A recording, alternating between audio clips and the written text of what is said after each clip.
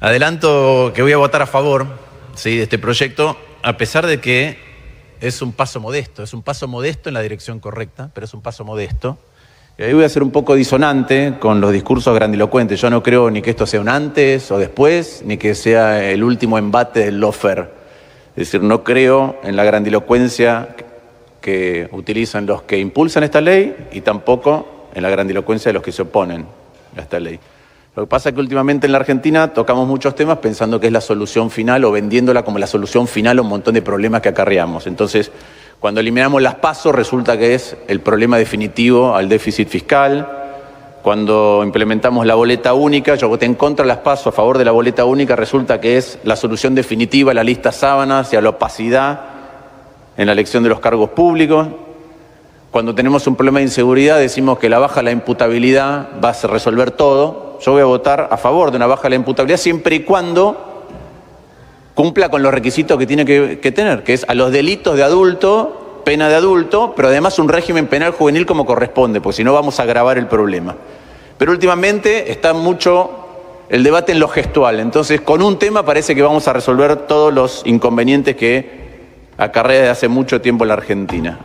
Empecemos por aclarar, todos los delitos contra la administración pública en nuestro país ya tienen prevista la pena de inhabilitación para cargo público. Ya la tienen prevista de antes. Ahora tenemos a Moreno, que acaba de ser condenado y tiene esa pena. Así que hoy con condena firme no se puede ser candidato ni ocupar ningún cargo público. ¿Qué es lo que cambia? El momento a partir del cual tiene efecto esta condena. Con ficha limpia es primera instancia confirmada en segunda instancia. Sin ficha limpia hay que recorrer todo el camino hasta la Corte Suprema de Justicia y que rechace el último recurso, lo cual puede llevar años. Esa es la discusión, eso es lo que estamos discutiendo. Lo que estamos discutiendo es si hace falta el visto bueno de la Corte Suprema de Justicia de la Nación para que se ejecute la condena de inhabilitación. Ahora voy, senadora. Y como la Corte Suprema de Justicia no tiene plazo, y la verdad que tarda mucho, la pregunta es si una persona con condena confirmada durante ese tiempo puede o no ser candidata.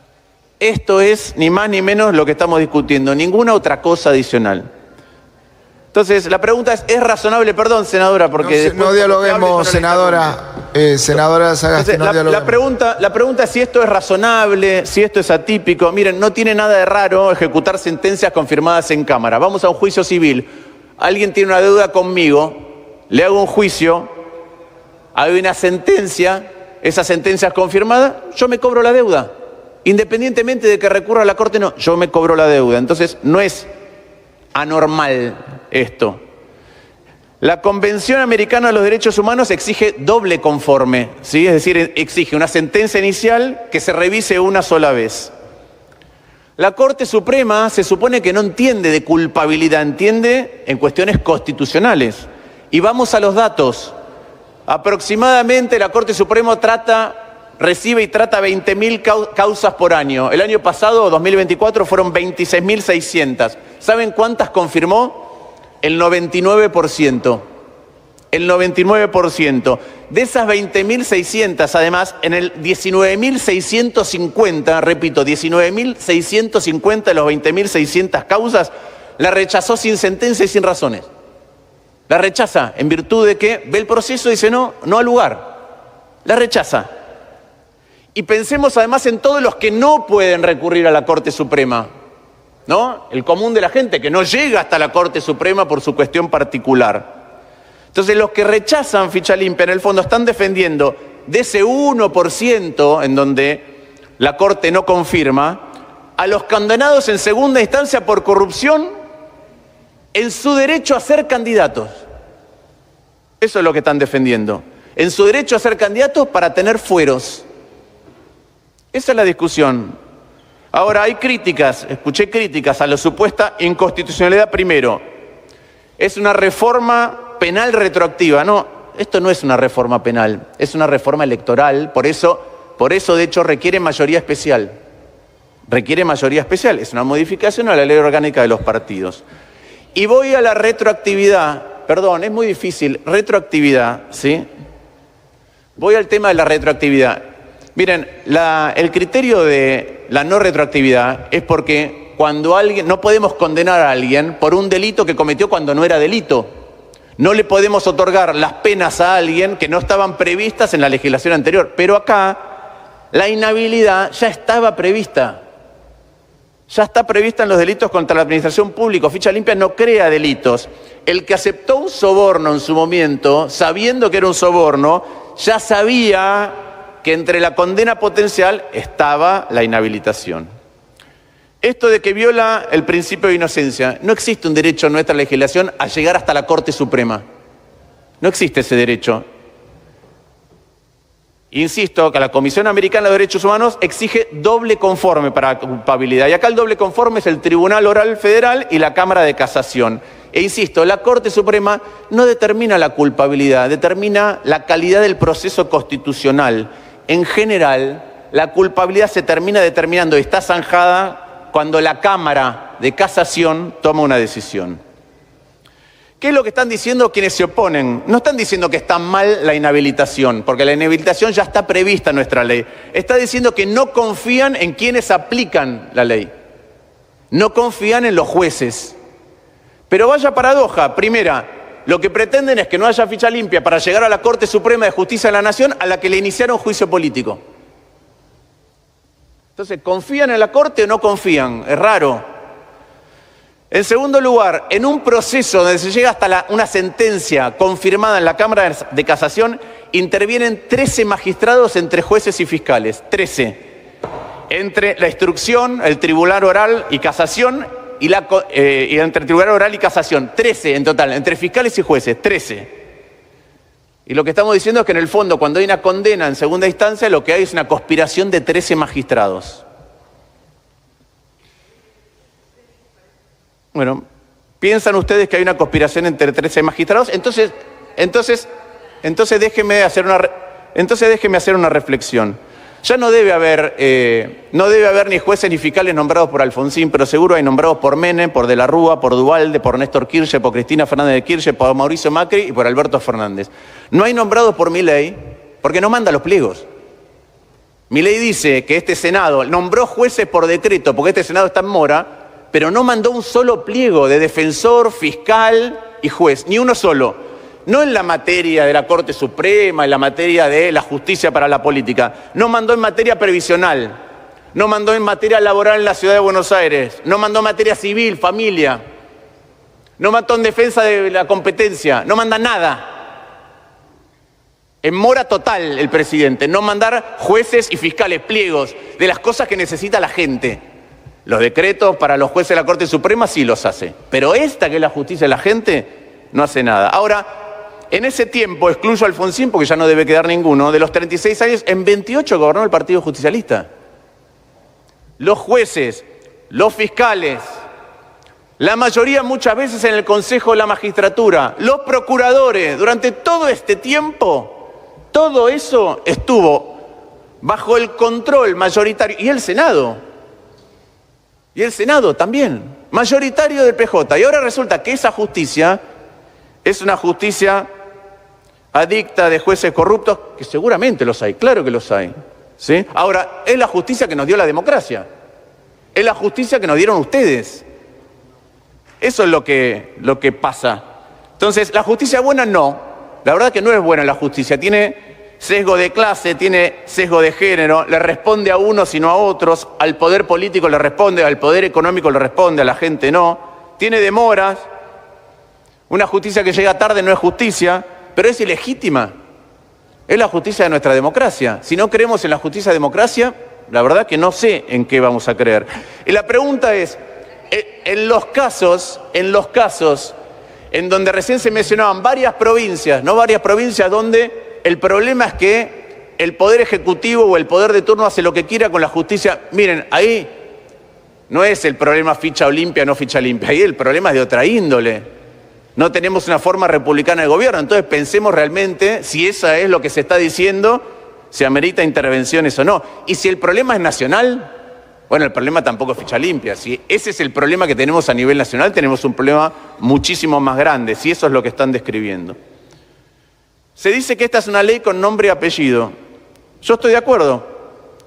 ¿sí? Pienso en una persona que accedió 2 veces a la presidencia de la Nación, también fue presidente, presidió su partido, que tuvo gran popularidad en la presidencia. ¿Y de qué la perdió? La perdió por causas de corrupción vinculadas a su familia, por un atraso cambiario que tenía una crisis latente, muy grave, que después hizo eclosión, que después de dejar el cargo, esa persona fue condenada, que ya sin tener capacidad política para aspirar a la presidencia, buscó fueros en el Senado, los consiguió.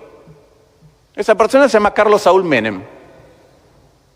Falleció sin cumplir condena.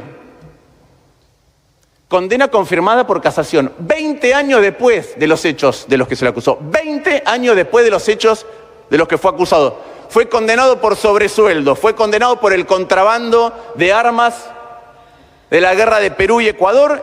Y fue condenado por la venta a precio vil del predio de la Rural. Con ficha limpia, Menem no hubiera podido buscar fueros en el Senado y hubiera tenido que cumplir su condena. Sin ficha limpia, pues pudo. ¿Sí? Ahora, este gobierno pone a Menem como el mejor presidente de la democracia. Este gobierno lo restituyó en el Salón de los Próceres. ¿No es un poco incompatible con decir que ficha limpia es lo que defiende el gobierno? ¿No es incompatible? Los que se oponen a ficha limpia quieren equiparar a Cristina Fernández de Kirchner con Menem. Pero la hipocresía me parece que es mayor todavía. Hoy estamos discutiendo ficha limpia, pero la verdad que acá se bloqueó la comisión investigadora de Libra. Y le quiero decir a la gente que para crear una comisión investigadora en el Senado hacen falta más votos que para nombrar jueces de la Corte Suprema de Justicia. Para crear una comisión investigadora, la mayoría calificada es más grande que para nombrar jueces de la Corte Suprema. Y por eso no se llegó, porque hubo 47 votos a favor y se necesitaban 48. Entonces se bloqueó. Perdón. Le permite una interrupción, no se la concede, tiene la palabra el senador Lustó. Déjame terminar.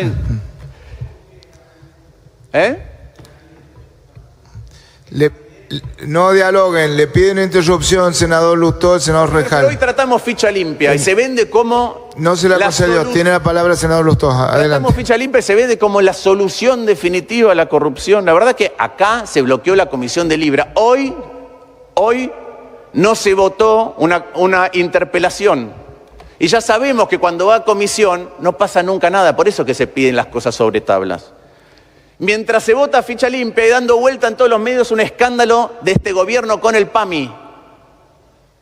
Con el PAMI pidiendo plata a los funcionarios que nombran. Los nombran para cobrar plata. Recordemos que Vigo, la senadora Vigo fue la miembro informante como presidenta de la comisión correspondiente, pero el presidente anterior de esta comisión, que tendría que haber sido el miembro informante de ficha limpia, era Cuéllar. Vemos en diputados que se visten, se engalanan con ficha limpia, no pueden explicar su patrimonio ni la cantidad de departamentos que tienen. Y han sido durante todo este tiempo funcionarios públicos de un montón de gobiernos distintos. Hemos visto también como ficha limpia se ponía como prenda de negociación a la hora del nombramiento, del tratamiento de los jueces de la Corte Suprema de Justicia por decreto. Por suerte no pasó, pero ¿cuál es la evidencia? Apenas esos jueces fueron votados en contra, inmediatamente se volvió a traer el tema de ficha limpia acá. Lo mismo pasó en diputados con la interpelación a Karina Milei. Entonces, en el medio de todos unos discursos sobre la transparencia, hay negociaciones subterráneas. Hoy, si la sesión se caía, es cierto, lo que se dijo el otro día, teníamos que tener sesión y solo hubo una sesión de homenaje al Papa Francisco. Entonces, todos estos hechos bochornosos ocurren en el medio de un debate por ficha limpia, en donde un montón, insisto, se engalanan con ficha limpia. También había una iniciativa para ver si se demoraba la sanción de ficha limpia haciendo cambios a ficha limpia. Miren, yo vine a votar a favor, ¿sí? Y lo acabo de decir porque es un paso en la dirección correcta, pero no es un paso para festejar. No es que acá se terminó la corrupción, la impunidad. No digamos eso. Un antes y un después. No digamos eso. No es cierto. No le vendamos espejito de colores a la sociedad. La justicia es lenta en la Argentina. Y hay una parte de la sociedad y del periodismo que solo ve la corrupción cuando los gobiernos se van. O cuando la popularidad baja porque la economía funciona mal. Y ambas cosas alimentan la impunidad. La justicia que no funciona y una parte de aquellos que tienen que comunicar que solo la ven tarde. Cuando están cerca del poder, eligen no ver. Ellos que dicen no ven. ¿Cómo hacemos? Tenemos que tener una justicia mejor. Eso es, entre otras cosas, no tratar de cooptar la justicia con jueces de la Corte Suprema por decreto. Eso es enviar los 200 pliegos que tiene pendiente el presidente porque si no hay lugares vacantes en la justicia. Eso es nombrar un procurador. Eso es transferir la justicia a la ciudad. Así la Corte Suprema de Justicia, el Consejo de la Magistratura se pueden abocar a lo que es la justicia federal en lugar de estar entendiendo en otras cosas. Miren, la corrupción hay que prevenirla, hay que detectarla, hay que sancionarla y después hay que hacer cumplir las condenas. Pero esto no es mirando solo el pasado. Tiene que ser mirando el pasado, el presente y el futuro. En todo tiempo y con todo gobierno tiene que ser así. Y hoy no pasó esto. Hoy nos tendríamos que haber ido del Senado con las dos cosas. Con ficha limpia y con la interpelación. Con las dos cosas. Porque nos tendríamos que haber ido con una comisión investigadora. Y nos vamos con una sola. La otra se paralizó en una sesión que fue escandalosa. Y la verdad que yo veo preocupación, obviamente, en la sociedad con el nivel de corrupción, ¿sí?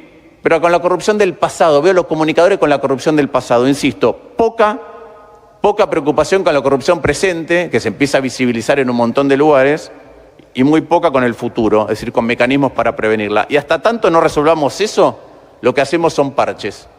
Pueden ser parches en la dirección correcta, pero son solo parches. Muchas gracias. Gracias, senador Lustó. Si querés sumarte a la batalla cultural contra las nefastas ideas de Javier Milei, dale like, suscríbete y deja tu opinión en la caja de comentarios.